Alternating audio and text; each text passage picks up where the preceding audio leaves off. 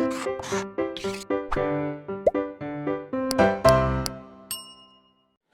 बच्चों, welcome to our study channel blueprint digital. मैं सचिन शर्मा, आपका फिजिक्स टीचर, आपका वेलकम करता हूं हमारे आज के इस लेक्चर में। तो हमारा आज का लेक्चर क्या और आज हम क्या पढ़ने वाले हैं वो हम देखते हैं। तो चैप्टर नंबर 10, विकिरण तथा द्रव्य की द्वैत प्रकृति, dual nature of radiation and matter. और आज हम इसमें क्या पढ़ेंगे, फोटोन के महत्वपूर्ण अभिलक्षणों के बारे में आज हम यहाँ पर जानेंगे। तो इसे जानने से पहले हम थोड़ा सा ये जान लेते हैं कि हमने इस चैप्टर के जो पहले हमने लेक्चर्स पब्लिश कर दिए हैं उनमें हमने क्या क्या पढ़ लिया है। तो वहाँ पर हमने प्रकाश विद्युत प्रभाव को समझा कि प्रकाश विद्युत प्रभाव किस प्रकार से अस्तित्व में आया, किसने इसे दिया, हेनरिच हर्ट्ज ने, और उसके बाद में लेनार्ड वगैरह भी इस तरह के कुछ साइंटिस्ट रहे, तो उन्होंने इसके बारे में व्याख्या देने का प्रयास किया। ठीक है, फिर हमने कुछ महत्वपूर्ण समीकरणें इसमें जो है निगमित की, जिसमें कि एक बहुत इंपॉर्टेंट समीकरण जो आपके सामने आई थी वो थी आइंस्टीन की समीकरण। किसकी समीकरण? आइंस्टीन की प्रकाश विद्युत समीकरण।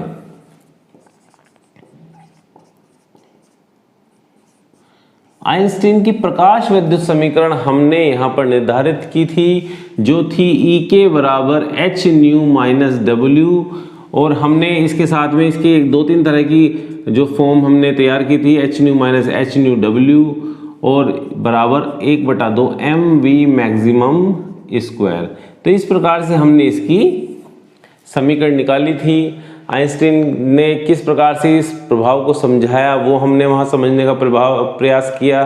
साथ में हमने दहली आवर्ती के बारे में समझा, दहली तरंग दैर्ध्य के बारे में जाना, कार्यफलन के बारे में हमने देखा कि कार्यफलन हमारा क्या होता है, उसके बारे में हमने समझने का प्रयास किया, जिसे W से बताते हैं, जो W है कार्यफलन। इसके बारे में हमने पढ़ने का प्रयास किया कि क्या कार्यफलन एक्चुअली होता है और प्रकाश इलेक्ट्रॉन निकलने के लिए कितना कार्यफलन होना चाहिए वो हमने वहाँ पर देखा। तो इस प्रकार से जो हमने पुराने लेक्चर्स दिए हैं जो कि आपको हमारे ब्लूप्रिंट डिजिटल की प्लेलिस्ट से मिल जाएंगे। तो चलिए स्टार्ट करते हैं आज का लेक्चर। आज तो क्या पढ़ने वाले हैं हम? फोटोन के अभिलक्षण, जो कि बहुत इंपॉर्टेंट है समझने, क्योंकि एग्जाम में पूछ लिए जाते हैं। तो फोटोन के अभिलक्षणों के बारे में जब पूछा जाएगा तो आप 4-5 तरह के 6 तरह के जो लक्षण है वो आप बता सकते हैं। तो पहली बात कि प्रकाश जो है द्रव्य के साथ क्रिया में ऐसे व्यवहार करता है जैसे भी कणों से बना हुआ हो। किससे बना हुआ हो? कणों से। तो द्रव्य यानी कि पदार्थ कुछ भी हो सकता है, जल हो सकता है, वायु हो सकती है, कुछ भी पदार्थ हो सकता है। तो पदार्थ के साथ वो क्रिया ऐसे करता है जैसे कि वो कण प्रकृति का हो। किसका हो? कण प्रकृति का हो। प्रकाश के इन क्वांटा, कणों को एक्चुअली क्वांटा ही कहा जाता है, ठीक है, जो कि क्वांटा किसने नाम दिया था? मैक्स प्लांक ने नाम दिया था क्वांटा। कणों को क्वांटा उसने बोला था। तो प्रकाश के इन क्वांटा को फोटोन कहते हैं, यानी कि इन कणों को फोटोन कहते हैं। यानी ये क्वांटा क्या होते हैं? ऊर्जा के पैकेट्स होते हैं, जो कि मैक्स प्लांक ने कहा था। ठीक है, इसके बाद आती है प्रत्येक फोटोन की ऊर्जा। तो जब हम ऊर्जा की बात करते हैं तो ऊर्जा कितनी होती है इसकी? E बराबर h न्यू। पहले भी मैंने आपको संबंध बताया होगा ये वाला। और उसका संवेग जो होता है फोटोन का, P बराबर h न्यू बटे c होता है। कितना होता है संवेग? P बराबर h न्यू बटे c। h क्या है? प्लांक नेतांक। न्यू क्या है? प्रकाश की आवृत्ति। और c क्या है? प्रकाश की चाल। और ये प्रकाश की चाल जो ली जाती है वो या तो निर्वात में ली जाती है या फिर वायु में ली जाती है। तो निर्वात या वायु में से कहीं भी प्रकाश की चाल ये ली जाती है। किसी माध्यम में यदि प्रकाश की चाल ली जाएगी तो c की जगह फिर v लगा लिया जाता है, क्योंकि माध्यमों में जाने पर प्रकाश की चाल में परिवर्तन हो जाता है। ठीक है, क्लियर है? अब आती है दूसरे पॉइंट की बात। इसमें क्या कहा गया कि एक निश्चित आवृत्ति न्यू, तरंग दैर्ध्य लैम्डा के सभी फोटोनों की जो ऊर्जा होती है वो ये होती है, E बराबर h न्यू, और न्यू बराबर होता है c बटे लैम्डा। तो E बराबर h न्यू बराबर c अपॉन लैम्डा। और इनके ऊपर हमें आंकिक प्रश्न भी हल करने को मिल सकते हैं। ठीक है, वो देखेंगे इसे समझाने के बाद में। संवेग क्या होता है? संवेग होता है P बराबर h न्यू बटे c। ये मैंने पहले भी बता दिया आपको। और जब आप c का मान रख दोगे, न्यू का मान रख दोगे, तो न्यू क्या होता है? c बटे लैम्डा। तो c बटे लैम्डा रख दोगे तो c से c कट जाएगा, तो h बटे लैम्डा हमारा ये यहाँ पर आ जाएगा। ठीक है, तो इस प्रकार से ये सूत्र होते हैं और ये सभी फोटोनों के लिए समान होते हैं। ऊर्जा भी सभी फोटोनों की इस प्रकार से होती है और संवेग भी सभी का इसी प्रकार से होता है। ठीक है, तो ये समझ में आ गया। इसके बाद करते हैं हम 3 नंबर की बात। 3 नंबर में कहा गया है कि किसी निश्चित आवृत्ति के प्रकाश की तीव्रता बढ़ाने पर, यदि आवृत्ति प्रकाश की समान है, प्रकाश की आवृत्ति क्या है, समान है, उसको परिवर्तित नहीं किया जा रहा, परंतु क्या बढ़ाई जा रही है, तीव्रता बढ़ाई जा रही है प्रकाश की, तो बढ़ाने पर प्रत्येक प्रकाश फोटोन की ऊर्जा तो अपरिवर्तित रहती है, यानी कि ऊर्जा में कोई परिवर्तन नहीं होगा क्योंकि आवृत्ति समान है। तीव्रता बढ़ाने से ऊर्जा में कोई परिवर्तन नहीं होगा, परंतु किसी दिए गए क्षेत्र से गुजरने पर प्रति सेकंड फोटोनों की संख्या में वृद्धि हो जाती है। तो तीव्रता से मतलब क्या है, तीव्रता से मतलब है फोटोनों की संख्या में वृद्धि होने से। तो यदि तीव्रता बढ़ाई गई तो इसका मतलब फोटोनों की संख्या में वृद्धि हो रही है, तो फोटोन की संख्या में वृद्धि हो जाती है। ठीक है, क्लियर है। प्रकाश फोटोन निर्वात में एक समान वेग से चलते हैं, जो कि होता है 3 × 10⁸ मीटर प्रति सेकंड से गति करते हैं। अब आप समझ लो, प्रकाश फोटोन जो है वो किससे निकले हैं, प्रकाश से निकले हैं। और प्रकाश की चाल क्या होती है निर्वात में, प्रकाश की चाल होती है निर्वात में 3 × 10⁸ मीटर प्रति सेकंड निर्वात में या फिर वायु में। तो प्रकाश से ही प्रकाश फोटोन निकलते हैं, तो इसका मतलब क्या हुआ, फोटोनों की चाल भी कितनी हुई, उसकी चाल भी समान ही होगी जो कि प्रकाश की होती है, 3 × 10⁸ मीटर प्रति सेकंड। एक चीज और इसमें बात आती है 5वें पॉइंट में, इंपॉर्टेंट पॉइंट है भी, प्रकाश जो फोटोन जो होता है वैद्युत उदासीन होते हैं। क्या होते हैं, वैद्युत उदासीन। तो वैद्युत उदासीन से मतलब क्या है, वैद्युत उदासीन से मतलब है कि इन पर किसी भी प्रकार का आवेश नहीं होता, ये आवेश रहित होते हैं, इन पर कोई आवेश नहीं होता है। क्या नहीं होता, इन पर कोई आवेश नहीं होता है। जब ये आवेश रहित हैं, अतः वैद्युत एवं चुंबकीय क्षेत्रों के द्वारा फोटोन विक्षेपित नहीं होते, क्योंकि ये आवेशित कण नहीं हैं, इन्हें बिना आवेश के कण होते हैं। इसका मतलब है कि चुंबकीय क्षेत्रों में और वैद्युत क्षेत्रों में जो है विक्षेपित नहीं होते। ठीक है, किसी भी इलेक्ट्रॉन को चुंबकीय क्षेत्र से या फिर आप जो है वैद्युत क्षेत्र से गुजारोगे तो वो उसकी दिशा बदल जाती है, उसकी दिशा बदल जाती है। किसी और तरह के कण को आप निकालने की कोशिश करोगे जिस पर धनात्मक या ऋणात्मक आवेश हो तो उसकी दिशा बदल जाती है, परंतु इनकी दिशा नहीं बदलती, क्योंकि प्रकाश फोटोन क्या होते हैं, वैद्युत उदासीन होते हैं। इन पर जो चार्ज होता है, आवेश होता है, वो शून्य होता है। ठीक है, तो वैद्युत और चुंबकीय क्षेत्रों में क्या नहीं होंगे, ये विक्षेपित नहीं होंगे। ये इंपॉर्टेंट पॉइंट था इसका। बात करते हैं 6ठे पॉइंट की। तो जब कोई फोटोन एक माध्यम से दूसरे माध्यम में गमन करता है, कहाँ करता है, एक माध्यम से जब दूसरे माध्यम में जाएगा तो उसकी आवृत्ति तो नियत रहती है, यानी कि आवृत्ति जो होती है किसी भी पदार्थ का गुण होता है। आवृत्ति क्या होती है, किसी भी पदार्थ का गुण होता है। तो प्रकाश क्या है, उसका गुण है आवृत्ति। तो आवृत्ति के बारे में मैंने आपको परावर्तन अपवर्तन के चैप्टर में भी ये बताया था, जब प्रकाश के हम लोग पढ़ रहे थे, कि जब प्रकाश जो है चाहे वो जल में चला जाए, चाहे वो कांच में चला जाए, चाहे वो किसी और अन्य माध्यम में चला जाए, तो उसकी आवृत्ति परिवर्तित नहीं होती, उसकी तरंगदैर्घ्य परिवर्तित हो जाती है। और क्या परिवर्तित हो जाता है, उसकी तरंगदैर्घ्य के साथ में उसकी चाल परिवर्तित हो जाती है, परंतु आवृत्ति परिवर्तित नहीं होती। तो यहाँ पे भी वही कह रहा है, जब कोई फोटोन, क्योंकि फोटोन क्या है, प्रकाश का ऊर्जा पैकेट, तो जब कोई फोटोन एक माध्यम से दूसरे माध्यम में गमन करता है तो उसकी आवृत्ति नियत रहती है, परंतु तरंगदैर्घ्य परिवर्तित हो जाएगी।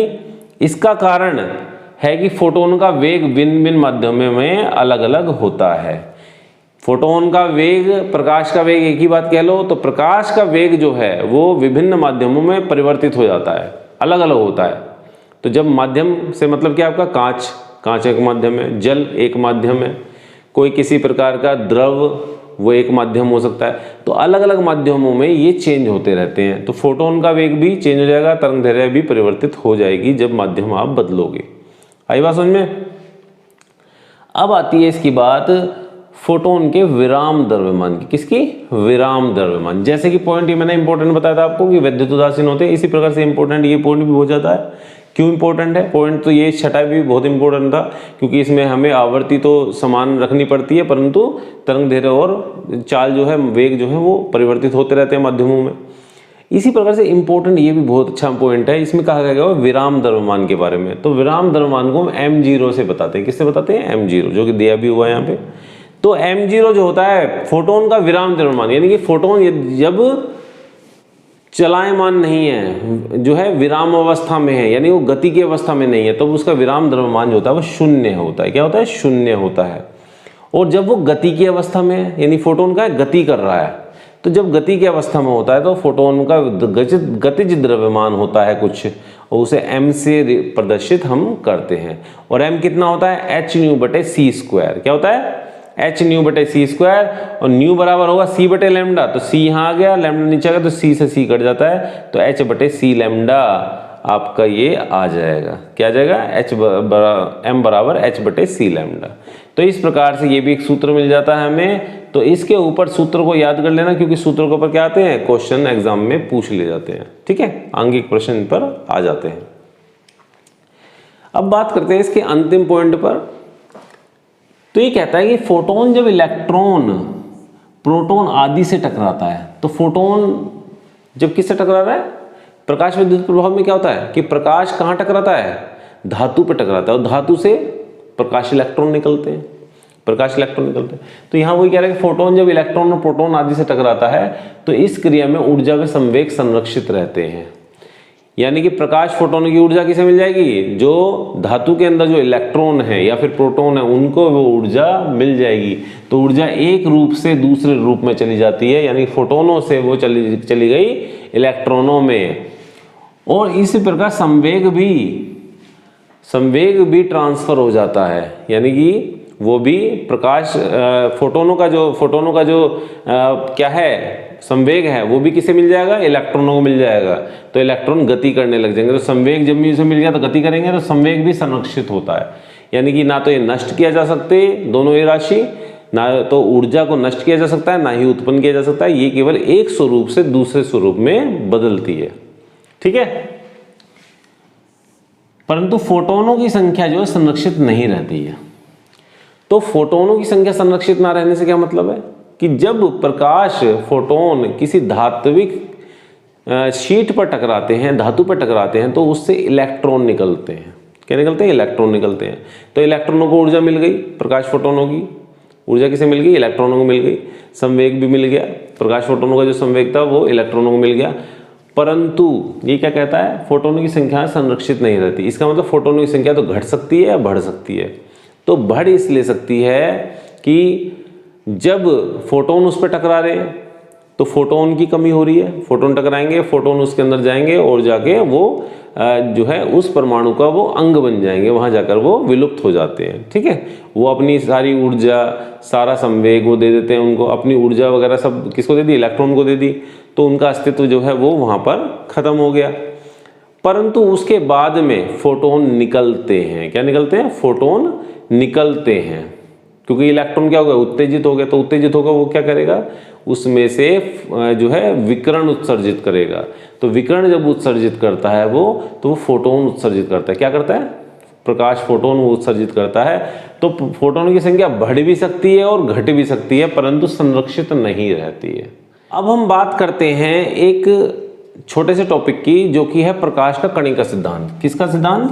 प्रकाश का कणात्मक सिद्धांत भी इसे हम कह सकते हैं। क्या कह सकते हैं? कणात्मक, या फिर कणिका सिद्धांत इसे हम कह सकते हैं। कणिका सिद्धांत इंग्लिश में इसे बोलते हैं पार्टिकल नेचर।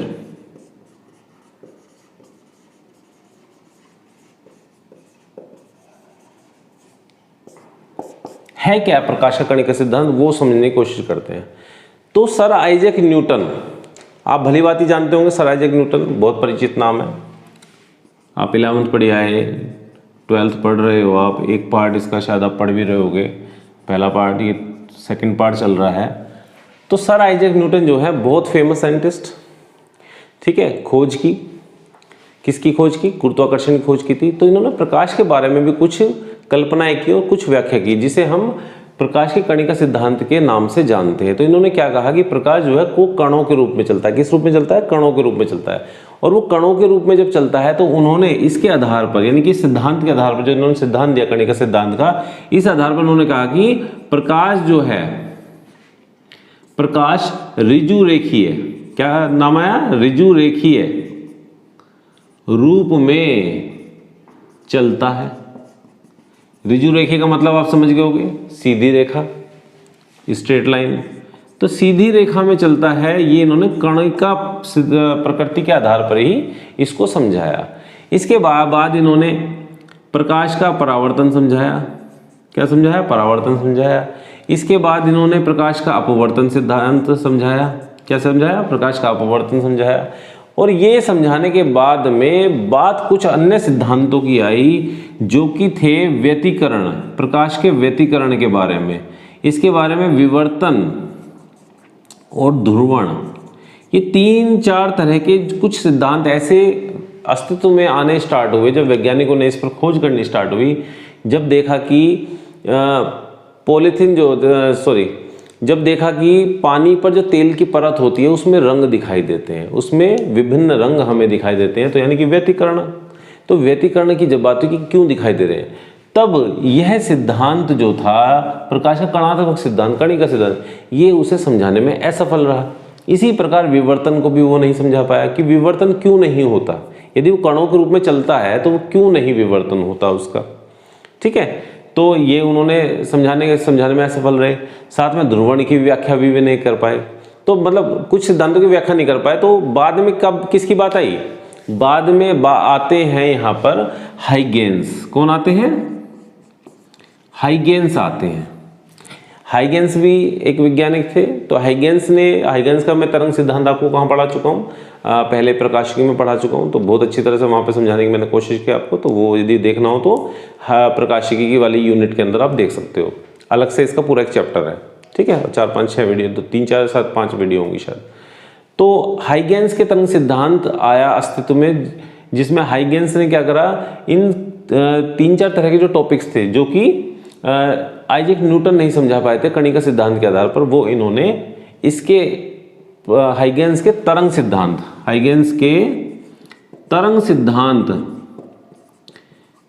के आधार पर भी समझाए जा सके। यानी कि हाइगेंस ने तरंग सिद्धांत के आधार पर उन्हें समझा दिया। ठीक है, साथ में जो ये परावर्तन अपवर्तन की व्याख्या भी उन्होंने इस सिद्धांत के आधार पर कर दी। तो वैज्ञानिकों ने माना, जब बाकी वैज्ञानिकों ने क्या माना कि प्रकाश का जो ये कणिका सिद्धांत है ये अमान्य है, जबकि हाइगेंस का तरंग सिद्धांत जो है वो मान्य है। तो मान्य सिद्ध किसको कहा गया? हाइगेंस के तरंग सिद्धांत को। कणिका सिद्धांत को अमान्य कर दिया। किसका सिद्धांत था? न्यूटन का सिद्धांत था। तो इस प्रकार से न्यूटन का तो कणिका सिद्धांत ये हो जाता है फेल। ठीक है, असफल हो गया, अमान्य करार हो गया। जो हाइगेंस का तरंग सिद्धांत था उसके जब काफी समय बाद जब मैक्सवेल आए, कौन आए? मैक्सवेल। बात करते हैं मैक्सवेल की। अब मैक्सवेल आते हैं। मैक्सवेल जो देते हैं तरंग सिद्धांत का मॉडिफाइड रूप देते हैं, मॉडिफाइड वर्जन देते हैं, जिसे हम कहते हैं मैक्सवेल का विद्युत चुंबकीय सिद्धांत। क्या कहते हैं? विद्युत चुंबकीय। तो विद्युत चुंबकीय सिद्धांत जो दिया था वो किसने दिया था? मॉडिफाइड वर्जन ले आए, विद्युत चुंबकीय सिद्धांत दे दिया इन्होंने, मैक्सवेल ने। तो इसके बाद जो है ये हाइगेंस के तरंग सिद्धांत का जो स्थान ले लिया वो इसने ले लिया। मैक्सवेल के विद्युत चुंबकीय तरंग सिद्धांत ने इसका स्थान ले लिया। ठीक, अब कुछ और प्रभाव, क्योंकि आपको पता है कि दिन प्रतिदिन जो है कुछ ना कुछ थ्योरी निकलती रहती है, कुछ ना कुछ वैज्ञानिक दृष्टिकोण से कुछ ना कुछ काम चल रहा होता है। ठीक है, कि नेचर में क्या और हो रहा है, अंतरिक्ष में क्या चल रहा है। तो उसी दौरान जो कुछ रिसर्च और की जा रही थी, कुछ प्रभाव सामने आ रहे थे, जिसमें एक प्रभाव है प्रकाश विद्युत प्रभाव। क्या है? प्रकाश विद्युत प्रभाव, जो कि आपने इस चैप्टर में समझा। इसके अलावा आपका क्वांटम सिद्धांत, क्या? क्वांटम सिद्धांत। और इसके अलावा था रमन इफेक्ट, यानी कि रमन प्रभाव। ये 3 प्रकार के प्रभावों पर, इस 3 प्रकार के प्रभावों को वैज्ञानिकों ने देखा और इसकी व्याख्या करने की कोशिश की, परंतु वे व्याख्या इसकी नहीं कर पाए, क्योंकि यहाँ पर जो प्रयोग किया जा सकता था वो तरंग सिद्धांत का प्रयोग किया जा सकता था। चाहे वो मैक्सवेल का विद्युत चुंबकीय तरंग सिद्धांत हो, चाहे वो हाइगेंस का तरंग सिद्धांत हो, इनको प्रयोग करके इनकी व्याख्या करने का प्रयास किया गया, परंतु ऐसा संभव नहीं हो सका। इनकी व्याख्या ये तरंग सिद्धांत नहीं कर पाया। इन तरंग सिद्धांत से इनकी व्याख्या नहीं की जा सकती। बाद में सन 1900 में आते हैं मैक्स प्लैंक। कौन आते हैं सन 1900 में? मैक्स प्लैंक आते हैं। और मैक्स प्लैंक देते हैं क्वांटम सिद्धांत, और उसमें कहते हैं कि प्रकाश जो है ऊर्जा के छोटे छोटे पैकेटों के रूप में चलता है जिसे क्वांटा कहते हैं, और क्वांटा को ही कण कहा जाता है। क्या कहा जाता है? कण कहा जाता है क्वांटा को ही। यानी प्रकाश की क्या थी यहाँ पे? कण प्रकृति बताई गई थी, जो कि आइजैक न्यूटन ने बताई थी। वही उसके बारे में ये कहते हैं, बट एक नया नाम मिल जाता है, क्वांटा मिल जाता है कण को नाम, परंतु वो कण प्रकृति को ही समझाना यहाँ पे चाहते थे। और इसी आधार पर फिर इनकी बाद में व्याख्या की जाती है प्रकाश विद्युत प्रभाव की और जो अन्य प्रभाव उनकी। तो इसमें क्या निकल के आया कि प्रकाश की कण प्रकृति होती है। क्या निकल के आया जब मैक्स प्लैंक ने दे दिया इसको कि प्रकाश की कणिका प्रकृति संभव है। कुछ सांख्यिक प्रश्न अब हल कर लेते हैं। 2 प्रश्न मैंने आपको दिए हैं यहाँ पे। 2 × 10⁻15 हर्ट्ज आवृत्ति के विकिरण के फोटोन की ऊर्जा हमें ज्ञात करनी है। किसकी ऊर्जा ज्ञात करनी है? विकिरण के फोटोन की, जिसकी आवृत्ति कितनी है? इतनी है।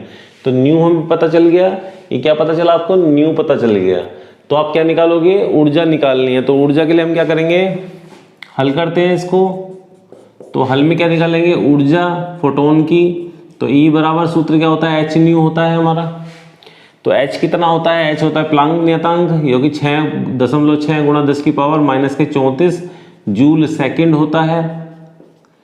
ठीक है। और न्यू कितना है आपका? रख दो यहाँ से 2 × 10⁻15, ये आपका आ गया हर्ट्ज में।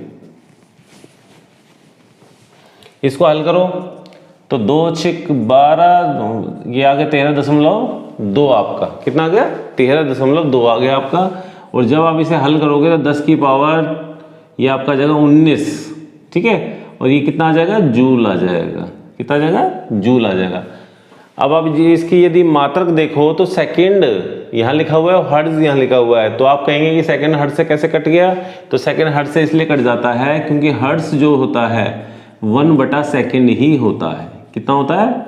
1/सेकंड को ही हम हर्ट्ज कहते हैं, ये ध्यान रखना। तो हर्ट्ज का मतलब क्या हुआ? 1/सेकंड है, तो सेकंड से सेकंड कट गया और जूल केवल बच गया हमारा। ठीक है। Question clear? क्वेश्चन नंबर 2 को हल करते हैं। क्वेश्चन नंबर 2 में कहा गया है कि 6 × 10⁻14 हर्ट्ज आवृत्ति का एक वर्णीय प्रकाश किसी लेजर द्वारा उत्पन्न किया जाता है। उत्सर्जन क्षमता इतनी है। यानी कि जो लेजर द्वारा प्रकाश निकल रहा है उसकी उत्सर्जन क्षमता ये है। क्या है? उत्सर्जन क्षमता है ये।